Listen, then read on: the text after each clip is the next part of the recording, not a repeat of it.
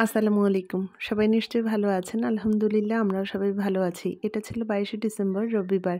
আজকে সকালবেলা নাস্তার পরে বাসা থেকে বের হতে একটু দেরি হয়ে গেছে। তো ১২টার দিকে আমরা এসেছি যমুনা ফিউচার পার্কে। চেয়েছিলাম বসুন্ধরা মার্কেটে যেতে, তবে আমার বোনের বাসা থেকে যমুনা ফিউচার পার্কটা খুবই কাছে। যার কারণে এখানেই চলে আসলাম। আর আজকে তো কোথাও ঘুরতে বের হওয়ার নেই, কারণ রাতের বেলা আবার আমাদের ক্যাফেরিওতে একটা ডিনারের দাওয়াত আছে। যার কারণে ভাবলাম যে আজকে আর কি কোথাও তো ঘুরতে বের হওয়া হবে না, তো দুপুরটা কি করব। তো নাস্তা করে বাসা থেকে বের হতে একটু দেরি হয়ে গেছে। তো এই জন্যই আজকে আমি ভাবলাম যে দুপুরটা যেহেতু বাসাতেই আছি, আমরা তো সন্ধ্যার দিকে যাব আর কি ক্যাফেরিওতে।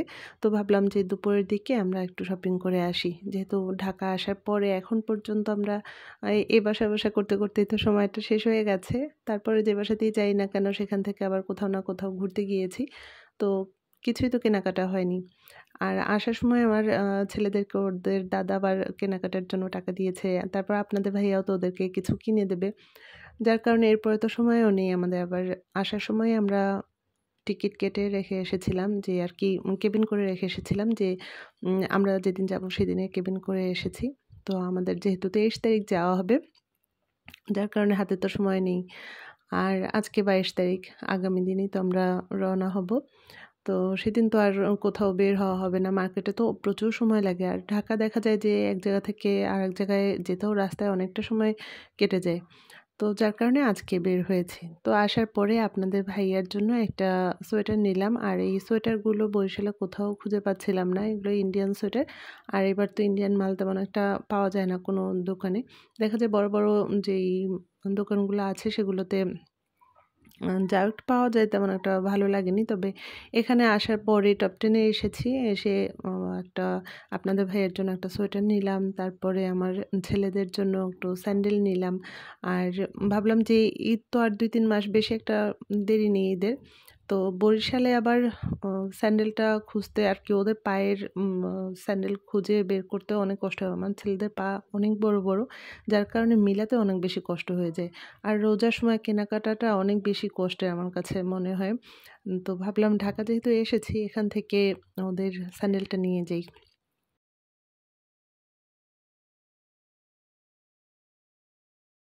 এখানে আসার পরে এখন পর্যন্ত তেমন একটা কিছু কেনাকাটা করিনি। তাতেই অনেকটা সময় পার হয়ে গেছে জানেন। তো এর মাঝে আবার আমাদের একটু ক্ষুধা লাগলো। ভাবলাম যে একটু কিছু খেয়ে আসি। তো এখানে এসে একদম নীরব দেখি। আগে যেমন যমুনা ফিউচার পার্কটা অনেক জমজমাট ছিল। আন্দোলনের পর থেকে তেমন একটা জমজমাট ভাবও নেই। একদম মানুষজন কম ছিল।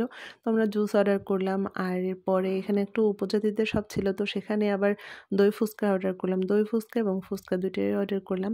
তো দই ফুচকাটা এত ঠান্ডা ছিল, আর ডিসেম্বর মাস তো ঠান্ডার মাস। তো ঠান্ডার মধ্যেই ঠান্ডা, ঠান্ডা আর কি দই ফুচকা, আর জুসটা অনেক ঠান্ডা ছিল। আর কি বরফ কুচিতে ভরা ছিল। জুসটা একদমই ভালো ছিল না। দই ফুচকাটা একটু ভালো লেগেছে, তবে এই ফুচকাটা তেমন একটা ভালো ছিল না। কোনো কিছুই তেমন একটা মজা লাগেনি। তো এরপরে আপনাদের ভাইয়াকে বললাম যে, "এখানে যখন এসেছি তোমার স্যান্ডেলটাও নিয়ে চলো।" আর রোজার সময় দেখা যায় বরিশালে স্যান্ডেল তেমন একটা, এই যে স্যান্ডেল খুঁজতেই অনেকটা সময় পার হয়ে যায়। আর তো বেশি একটা সময় নেই। ভাবলাম এখান থেকেই স্যান্ডেলটা নিয়ে গেলে রোজার সময় আর স্যান্ডেলের ঝামেলাটা অন্ততপক্ষে দূর হবে। তো রোজার সময় বের হতেই আমার অনেক বেশি কষ্ট হয়। ইফতারির পরপরই দেখা যায় আপনাদের ভাইয়া আর আমি বের হই। আর বাসায় ফিরতে অনেকটা রাত হয়ে যায়। আর কি বের হবো না করতে প্রতিদিনই বের হতে হয় রোজার সময়। তো এরপর আপনাদের ভাইয়ার স্যান্ডেলটা নেয়ার পরে ভাবলাম যে আমার শাশুড়ির জন্য একটা 3 পিস কিনবো।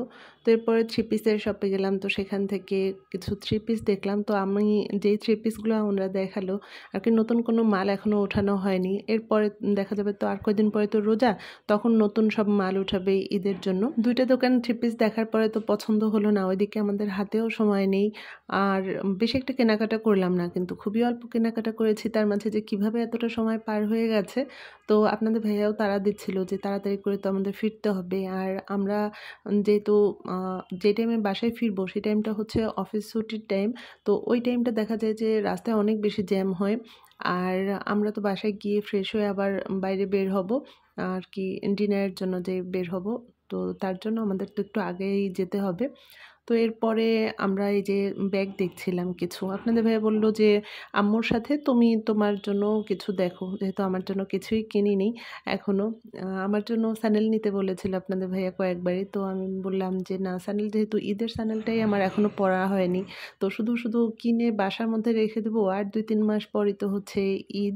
তো তখন একবারে বরিশাল থেকেই স্যান্ডেলটা নিতে পারবো।" তো আমি তার চাইতে পার্স নিই। যেহেতু পার্সটা আমার বেশি ব্যবহার করা হয় ওদের কোচিংয়ে বা স্কুলে যখন যাই, দেখা যায় পার্সটাই আমি বেশি ব্যবহার করি। বা চিকন বেল্টের যেই ব্যাগগুলো আছে সেগুলো আমি ব্যবহার করি। তো মার জন্য ব্যাগ দেখছিলাম। এই ব্যাগটা আমার একটু পছন্দ হয়েছিল। তো আপনাদের ভাইয়াকে দেখালাম। ১ম এ আরো একটা ব্যাগ আমি দেখেছিলাম। সেই ব্যাগটা আমার কাছে বেশি ভালো লেগেছিল, পার্টি ব্যাগ। তো আপনাদের ভাইয়াকে দেখানোর পরে সে বলে যে, "না, এটার যদি আরকি গোল্ডেন কালার যে হ্যান্ডেলটা ছিল, আপনাদের ভাইয়া বলে যে, "এই হ্যান্ডেলটা যদি কালার উঠে যায় তখন দেখতে এটা বেশি একটা ভালো লাগবে না।" তো এরপরে আমি ওটা রেখে দিলাম। কিন্তু বারবারই আমি ওই ব্যাগটা দেখছিলাম। তো এই ব্যাগটাই আমার কাছে ভালো লাগছিল। আর এটা দেখা যায় যে থ্রি পিস বা শাড়ির সঙ্গেও ব্যবহার করা যাবে। তো আপনাদের ভাইয়ের আবার এই যে হ্যান্ডেলটা বেশি একটা পছন্দ হয়নি, যেহেতু গোল্ডেন কালার। তো আমি এটা রেখে এরপরে ওই অফ হোয়াইট কালারের যে ব্যাগটা সেটা মার জন্য দেখছিলাম যে এটা আরকি সব বয়সী মানুষই ব্যবহার করতে পারবে। তো এরপরে মার ব্যাগ দেখার পরে আমি আমার জন্য কিছু পার্স দেখছিলাম। আরকি আড়ং-এর সব পার্সগুলো আমার কাছে ভালো লাগে। আর থ্রি পিসের সঙ্গে এগুলো বেশি আরকি সবকিছুর সঙ্গেই নেয়া যায়। তবে থ্রি পিসের সঙ্গেই বেশি ভালো লাগে। তো আমি এখানে আ আর আড়ং-এ আসলে সময় যে কিভাবে কেটে যায়, দেখা যায় যে আ মেয়েদের কিছু সেক্টর আছে সেখানে গেলে সবকিছু দেখতে সময়টা পার হয়ে যায়। আর আড়ং-এর জিনিসগুলো একটু ইউনিক হয়। তো এই কারণে আমার কাছে ভালো লাগে।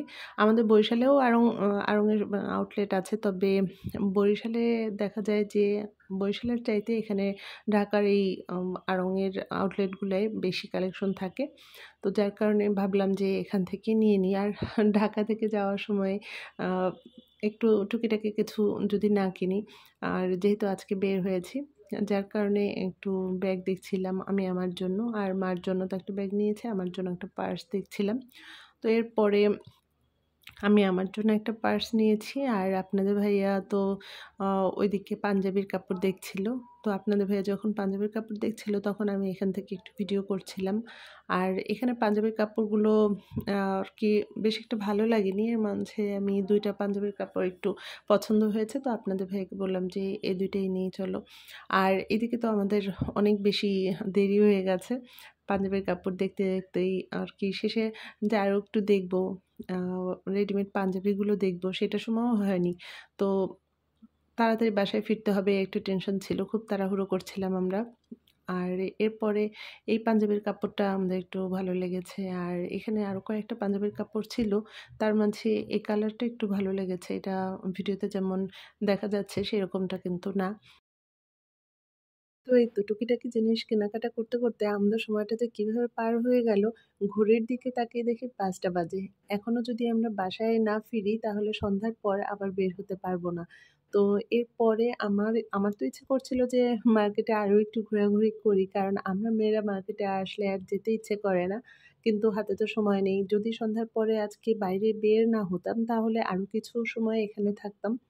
তো আজকের ব্লগটা এখানেই শেষ করছি। যারা এখন পর্যন্ত আমার পেজটা ফলো দিয়ে রাখেননি, আপনারা চাইলে আমার পেজটা ফলো দিয়ে রাখতে পারেন। আমি আমার ডেইলি ব্লগগুলো এই পেজে শেয়ার করে থাকি।